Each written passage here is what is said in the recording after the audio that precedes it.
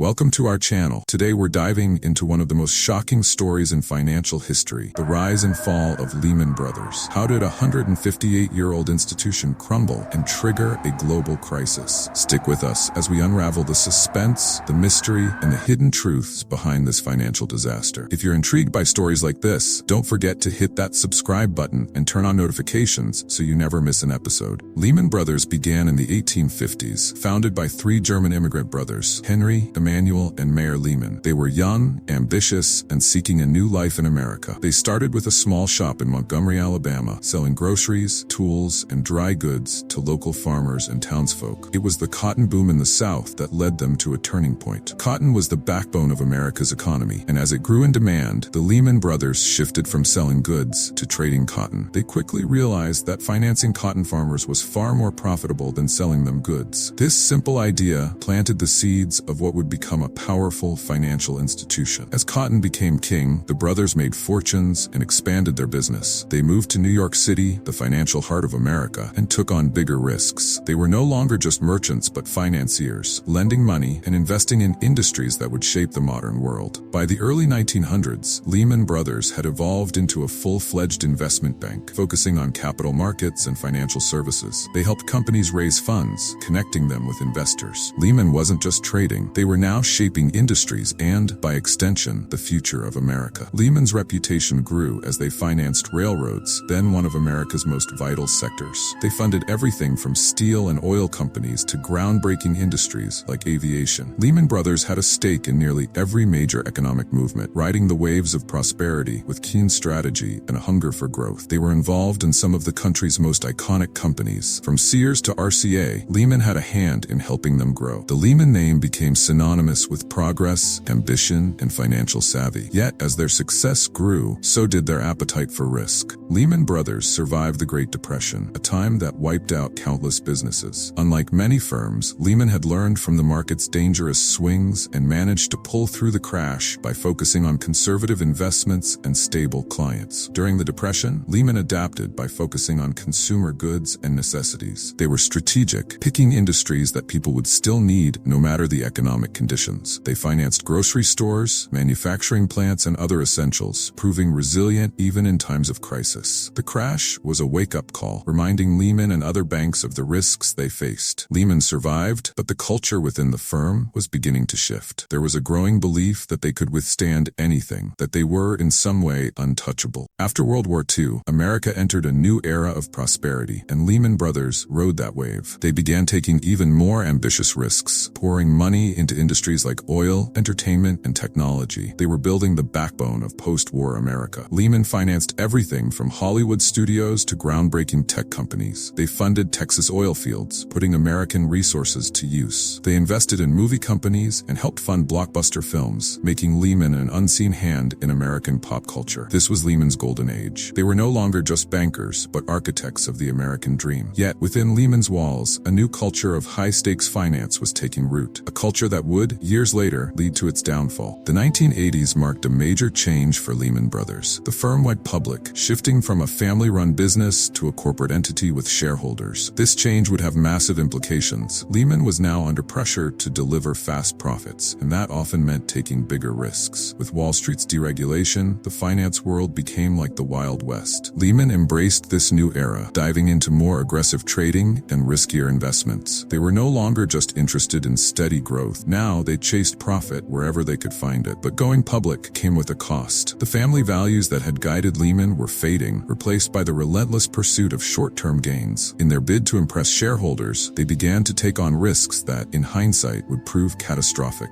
In the early 2000s, Lehman Brothers spotted what they thought was the ultimate opportunity: the housing market. Housing prices were skyrocketing, and everyone wanted in. Mortgages were easy to get, even for people who couldn't really afford them. This was the start of the infamous subprime mortgage market. Lehman jumped in headfirst. They weren't just giving out mortgages. They were bundling them into investments called mortgage-backed securities and selling these bundles to investors. It was an easy sell. Housing seemed like a safe bet and returns were high. Investors couldn't get enough. Lehman made billions from these mortgage-backed securities. It seemed like a gold mine until it wasn't. The housing market was more fragile than anyone realized, and Lehman was knee-deep in risk. They were about to discover just how dangerous their strategy strategy had become. The key to Lehman's success in the housing market was the subprime mortgage. These were high-interest loans given to people with poor credit. For a while, this strategy worked because home values kept rising. If someone defaulted, the house was worth more than the loan. But by 2006, cracks started to show. Housing prices were leveling off, and people began to default on their loans. The once safe mortgage-backed securities started to lose value. Lehman's entire investment model was built on a foundation that was starting to crumble. Yet Lehman kept doubling down. They were in too deep to pull back. Instead of cutting their losses, they took on even more risk, hoping the market would turn. This blind optimism would soon lead them to the edge of disaster. Lehman's culture had always been one of ambition, but as they climbed higher, it morphed into something else, a culture of denial. Inside Lehman's offices, executives believed they could ride out any storm. They had survived the Great Depression after all. This would just be another bump in the road. CEO Richard Fuld was confident in Lehman's strength. He believed in the company's power and reputation. Yet, while he reassured investors, warning signs were growing. Insiders were aware of the cracks in Lehman's financial position, but they dismissed them as temporary setbacks. Fuld and his team were living in a bubble. They were convinced that Lehman was too big to fail, blind to the dangers of their risky strategies. They believed they were untouchable, that their sheer size would protect them from the looming crisis. By early 2007, Lehman's mortgage-backed investments were starting to unravel. Home prices were dropping, and the defaults on subprime mortgages were increasing. Lehman was carrying billions in bad loans, but they tried to keep it quiet, confident they could weather the storm. Lehman's stock price took a hit, and investors began to worry. But inside Lehman, top executives downplayed the risk, telling themselves and their shareholders that the housing market would recover. Their strategy became more desperate. Instead of pulling back, they took on even riskier loans, hoping to balance out their losses. The company was now gambling for survival. Their high-risk strategy was a ticking time bomb, and Lehman's executives knew they were living on borrowed time. The markets were watching closely, but Lehman kept its problems under wraps as long as it could. As the losses piled up, Lehman's leadership knew they needed a way out. They began searching for investors to bail them out and even looked for potential buyers. They approached banks and investment firms around the world, hoping someone would be willing to step in and save them. There were talks with the Korean Development Bank as well as Barclays in the UK. Lehman's top executives tried to strike deals, hoping to get fresh capital and avoid the looming bankruptcy. But every deal fell through, as each potential partner realized the depth of Lehman's troubles. With every failed attempt, Lehman's situation grew worse. Investors were pulling back, and the company's stock was in freefall. Time was running out, and the global financial world could sense it. Richard Fuld, Lehman's CEO, was known as the Gorilla for his aggressive approach to business. He had led Lehman for over a decade and was fiercely protective of the company. But Fuld's confidence blinded him to the scale of the crisis. Fuld refused to accept any deal that would undervalue Lehman, holding out for terms that would keep him and his team in control. But his unwillingness to compromise only made things worse. As the crisis deepened, he watched deal after deal slip away. Fuld's determination to save Lehman without losing power was a tragic flaw. In his pursuit to keep Lehman independent, he lost the chance to save it. The gorilla had miscalculated, and Lehman's fate was slipping out of his hands. By September 2008, Lehman was on the edge. The U.S. Treasury and Federal Reserve knew Lehman's collapse would shake the entire financial system. They organized emergency meetings with other banks, hoping someone would step in and buy Lehman, but every bank turned down the offer. Banks like Barclays and Bank of America showed some interest, but the risk was simply too high. Without government backing, they refused to commit. Lehman's balance sheet was toxic, filled with bad loans and risky investments that no one wanted to touch. The government debated a bailout, but the decision was made to let Lehman fail. There was hope that the market could absorb the shock and that Lehman's fall would not trigger a larger crisis. It was a risky gamble, one that would have disastrous consequences. On September 15, 2008, Lehman Brothers filed for Chapter 11 bankruptcy. It was the largest bankruptcy in American history, with Lehman holding over $600 billion in assets. The news sent shockwaves through Wall Street and panic spread fast. The filing unleashed chaos. The stock market plunged and banks froze their lending, terrified that they could be next. Investors watched helplessly as their portfolios dropped in value. For many, Lehman's collapse was the moment the financial crisis became real. Thousands of Lehman employees were left with nothing. They arrived at work to find locked doors and security guards. Personal belongings were packed into boxes, and their careers ended in an instant. The fall of Lehman was a national tragedy, marking the beginning of the worst economic downturn in decades. Lehman's bankruptcy set off a domino effect. Banks around the world had invested in Lehman's mortgage-backed securities. Now, those investments were worthless, dragging other financial giants into the crisis. Credit markets froze, rose, and banks stopped lending to each other. Businesses couldn't get loans, and investors pulled their money out of stocks. Companies large and small felt the squeeze, and unemployment began to rise as businesses were forced to lay off workers. The impact was global. From Europe to Asia, economies felt the tremors of Lehman's collapse. In a matter of days, the world had gone from boom to bust, and no one was prepared for the scale of the disaster. The collapse of Lehman Brothers was more than a financial catastrophe. It was a human tragedy. Millions of people lost their jobs, homes, and savings as the crisis deepened. Families across America and the world were thrown into poverty. Retirement funds, 401ks, and pensions were drained. People who had worked their entire lives watched as their savings disappeared. For many, the dream of a secure retirement was gone, replaced by uncertainty and fear. The human cost of the financial crisis was devastating. Behind every statistic was a family, a life shattered by a crisis they didn't cause. Lehman's fall may have been a corporate failure, but its consequences were deeply personal. In the wake of Lehman's collapse, the U.S. government scrambled to contain the crisis. They launched the Troubled Asset Relief Program, TARP, pouring billions of dollars into banks to stabilize the financial system and prevent further collapse. Major banks like Citigroup and Bank of America received massive bailouts, but the decision was controversial. Many Americans were furious that taxpayer money was being used to rescue banks that had caused the crisis in the first place. The government hoped the bailout would restore confidence, but the damage was already done. The economy was in free fall, and millions continued to suffer as the effects of Lehman's collapse rippled through every corner of society. In the aftermath, the U.S. government launched an investigation to uncover what had led to Lehman's collapse. They discovered widespread mismanagement and high-risk practices. Lehman had hidden its debt and inflated its profits, creating a picture of stability that wasn't real. Investigators found that Lehman had used a technique called Repo 105, a maneuver that allowed them to temporarily hide billions in debt from their balance sheets. This tactic made Lehman appear healthier than it was, deceiving investors and regulators alike. The investigation painted a damning picture of corporate greed and deceit. Lehman's leadership had taken reckless risks to boost profits, all while hiding the true state of the company. Lehman's collapse was no accident. It was the result of a deeply flawed system. The revelations sparked outrage among the American public. People demanded accountability, furious that Lehman's executives had walked away with millions, while ordinary citizens were left to suffer the consequences. The financial crisis had exposed deep flaws in the system. It wasn't just Lehman. Other banks had engaged in similar practices. The public demanded reforms to prevent a repeat of the crisis, and pressure mounted on lawmakers to act. The anger was palpable. Protests erupted, and a new movement emerged, Occupy Wall Street. People took to the streets to demand justice, fed up with a system that seemed rigged in favor of the wealthy and powerful. In 2011, the anger over the financial crisis and Lehman's collapse boiled over into a movement that made history. Occupy Wall Street. Thousands gathered in New York City's financial district, calling for economic justice and an end to corporate greed. "We are the 99% became their rallying cry. The Occupy movement spread across cities worldwide, with people demanding accountability and reform. The financial crisis had exposed the vast divide between the wealthy few and the struggling many. Lehman Brothers became a symbol of the unchecked power of Wall Street, a reminder of the dangers of unregulated finance. Though Occupy Wall Street eventually faded, its impact was lasting. It pushed conversations about inequality and corporate responsibility into the mainstream. The movement demanded that the lessons of Lehman's collapse not be forgotten, pressing for a fairer economic system for all. The fallout from Lehman's collapse led to sweeping financial reforms. The U.S. government introduced the Dodd-Frank Act in 2010, aimed at regulating the financial industry and protecting consumers. Dodd-Frank imposed stricter oversight on banks, ensuring they held enough capital to withstand future crises. New rules were introduced to control risky lending and prevent banks from taking on excessive debt. The Volcker Rule, for instance, restricted banks from making certain speculative investments. The goal was to create a financial system that served society, not just corporate profits. Dodd-Frank was a response to the chaos Lehman's collapse had unleashed, a way to keep history from repeating itself. Yet debates over regulation continued. Some argued the rules went too far, while others believed they didn't go far enough. The struggle to reform Wall Street was just beginning. Richard Fuld, once a titan of Wall Street, became one of the most controversial figures of the crisis. The public saw him as the face of Lehman's greed and mismanagement. Under his leadership, Lehman had taken massive risks and gambled with the lives of millions. Fuld faced intense scrutiny. Lawmakers summoned him to testify before Congress, demanding answers. He denied wrongdoing, insisting Lehman had simply been unlucky. But many saw Fuld's statements as out of touch, a refusal to take responsibility for the disaster disaster he had overseen. Fult's reputation was shattered. Once hailed as a visionary, he became a pariah in the financial world. Lehman's fall would haunt him for the rest of his life, a stark reminder of the consequences of unchecked ambition. Lehman's collapse didn't just affect the United States. It sent shockwaves across Europe, Asia, and beyond. Economies worldwide slipped into recession, with countries like Greece and Spain facing severe debt crises. The world was dealing with a financial contagion that knew no borders. In Europe, banks that had invested heavily in American mortgage-backed securities found themselves in deep trouble. Governments were forced to bail out failing banks, leading to austerity measures and widespread social unrest. The global economy struggled to recover from a crisis it hadn't seen since the Great Depression. Lehman's fall revealed just how interconnected the world's financial systems were. One bank's collapse had triggered a chain reaction, exposing the fragility of global finance. The world was forever changed, and the need for global economic reform became undeniable. The collapse of Lehman Brothers became a case study in business schools and a cautionary tale for financial institutions. The crisis exposed the dangers of excessive risk, poor oversight, and short-term thinking. For many, it was a stark reminder of the cost of prioritizing profit over stability. Lehman's fall highlighted the need for transparency in financial practices. Governments worldwide were urged to improve oversight and enforce stricter regulations. Financial institutions were reminded that they held a responsibility not only to shareholders, but also to the broader economy and society. The lessons of Lehman's collapse are still relevant today. The crisis showed that even the most powerful institutions can crumble, and that unchecked greed can bring down entire economies. It was a warning for future generations, a reminder that financial stability is not to be taken for granted. Lehman Brothers may have collapsed, but its legacy lives on. Its fall reshaped the financial industry, leading to reforms aimed at preventing another catastrophe. But it also left a scar, a reminder of the greed and recklessness that can come with unchecked power. For those who lost jobs, savings, and homes, Lehman's collapse was deeply personal. Its story is more than just a corporate downfall. It is a reminder of the human cost of economic failure. Lehman's legacy is a cautionary tale of ambition gone too far and a system that prioritized wealth over welfare. The name Lehman Brothers will forever be associated with the financial crisis, a symbol of Wall Street's darkest chapter. Yet it also serves as a call for accountability and a reminder that reform is necessary to protect society from the excesses of unchecked capitalism. The collapse of Lehman Brothers marked the beginning of a new era. The crisis it sparked forced the world to reconsider its financial practices, to ask hard questions about regulation, transparency, and the role of banks in society. The financial world was forever changed. A decade later, the memories of the crisis still linger. Some reforms have made the system safer, but the scars remain. For millions, Lehman's fall is a painful reminder of the vulnerability of financial stability and the cost of human greed. Lehman Brothers serves as both a warning and a lesson. Its rise and fall remind us that no institution is too big to fail, and that financial stability requires vigilance, responsibility, and accountability. The story of Lehman is not just one of collapse, but of a necessary reckoning, a reminder that the price of neglecting these lessons is far too high. The story of Lehman Brothers is the story of a rise that spanned over a century and a fall that happened in a matter of days. It is a tale of ambition, risk, and ultimately ruin. As we reflect on its legacy, we remember the lives it changed and the world it altered forever. The lessons of Lehman serve as a reminder for generations to come. In the pursuit of progress, we must never forget the human cost. Thank you for watching The Story of Lehman Brothers. If you found this story fascinating, make sure to like, comment, and share your thoughts below. And don't forget to subscribe for more deep dives into history's most compelling true stories. See you in the next one.